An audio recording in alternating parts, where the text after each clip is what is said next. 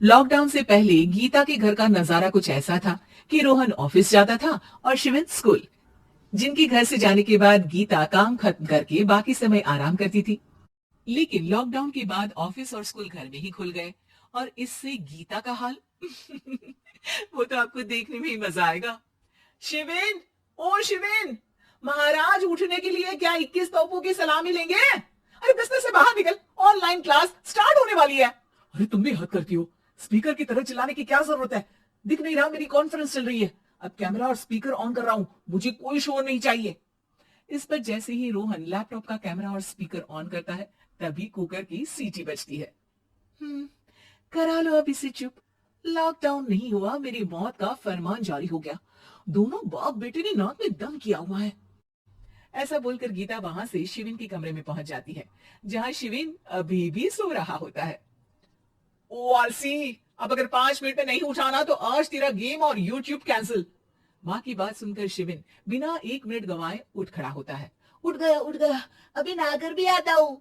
ये नाटक कहीं और, मुंह पर गीला कपड़ा मार और पढ़ने बैठ। शिविन की ऑनलाइन क्लास स्टार्ट हो जाती है, जिस पर गीता उसे वहां बिठाकर रसोई में चली जाती है। थोड़ी देर में उसे कमरे से कुछ आवाज सुनाई देती है, जिसे सुनकर वो कमरे में वापस आती है। हाय राम, तुझे क्लास अटेंड करने के लिए बोला था, कैमरा ऑफ करके बिस्तर पर नाचने के लिए नहीं बोला था। मम्मी मुझे कुछ समझ नहीं आ रहा, आप बाद में पढ़ा देना ना, वैसे भी अटेंडेंस तो लगी गई है। हाँ हाँ बेटा, जरूर बन जा, तू अभी से हम सबका बाप बन जा। अरे नहीं मतलब कहाँ से लाते हो इतना दिमाग, और पढ़ाई करते हुए ये चला कहाँ जाता है? नाइस क्वेश्चन, दिमाग से पूछकर बता दूंगा। शिविन की बातों से परेशान होकर गीता उसे मारने के लिए जैसे ही आगे बढ़ती है तभी वो कमरे से बाहर भाग जाता है। अब शिविन आगे आगे और गीता हाथ में चप्पल पकड़े उसके पीछे पीछे पूरे घर में दोनों घूम रहे होते हैं। इसी बीच वो रोहन के पास पहुंच जाता है और शिविन को मारने वाली चप्पल रोहन के लैपटॉप पर जाकर गिरती है।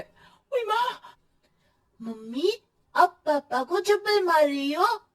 वो आज तक के रिपोर्टर, चुपचाप जाकर क्लास अटेंड कर ले, नहीं तो अगली तेरे पीछे लगेगी।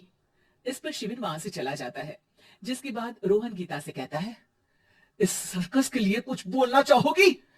अरे क्या करूं, जब से तुम दोनों घर में रहने लगे हो, घर अपने आप ही सर्कस बन गया है और मैं तुम्हारी नौकर, कभी बेटी को संभालो तो कभी बाप की नखरे उठाओ।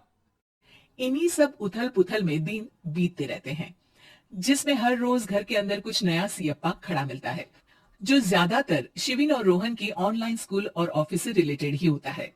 एक सुबह, शिविन चल उठ, आज की क्लास जल्दी है। कैमरा ऑफ करके आप अटेंड कर लो। अरे ऐसे छितर पड़ेंगे, दादी नानी सब एक साथ याद आ जाएगी। गीता की लाख मशक्कतों के बाद क्लास तो खत्म हो जाती है, लेकिन उसके बाद शिविन फोन इस्तेमाल करते हुए इंस्टाग्राम रील बनाने लगता है। रसोड़े में कौन था? तुम थी, मैं थी, कौन था? कौन था? हाँ, मैं गरीब हूँ। अरे ओ गरीब के बेटे, आजा, मैं बताती हूँ तुझे गरीब। मैं बताती हूँ रसोड़े में कौन था। पढ़ाई करने बोलो तो इनकी माँ मर जाती है और ये पागलपंतियां जितनी मर्जी करा लो। गीता शिविन को डांट रही होती है, तभी रोहन बीच में बोल पड़ता है, अरे बच्चा ही तो है, इतना गुस्सा क्यों कर रही हो? बेटे का साथ देने की इसी एक कोशिश में अब शिविन के साथ साथ रोहन भी गीता के गुस्से की सूली पर चढ़ जाता है। अगर बेटे पर इतना ही प्यार आ रहा है तो इसे क्लास अटेंड क्यों नहीं कराते, इसका होमवर्क क्यों नहीं कराते? उस समय तो बहुत जल्दी मीटिंग आ जाती है, वो काम मैं करूं और यहाँ इस बेफिजूली की चीज में तरफदारी करके बन जाओ महान। हे भगवान, कोई तो इनके ऑफिस और स्कूल खुलवाओ, मैं इन्हें और घर में नहीं सह सकती। अरे कुछ और मांग लेती, क्योंकि तुम्हारी ये विश इस साल तो पूरी होने से रही, कोरोना। हाय नास बेटे ने जिंदगी ही बर्बाद कर दी। खाए कोई पचाए कोई, कल मुझे चुन चुन कर सबको मेरी बददुआ लगेगी। उन्होंने दुनिया का और इन बाप बेटे दोनों ने मेरा जीना मुश्किल कर दिया। गीता वहां से चली जाती है, जिसके बाद रोहन शिविन से कहता है, अरे तुम्हारी मम्मी इतनी भड़की हुई क्यों है?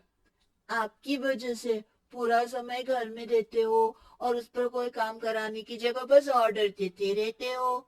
अच्छा बेटे, सारा इल्जाम मुझ पर, पूरा दिन तो वो तुम पर ही चिल्लाती है।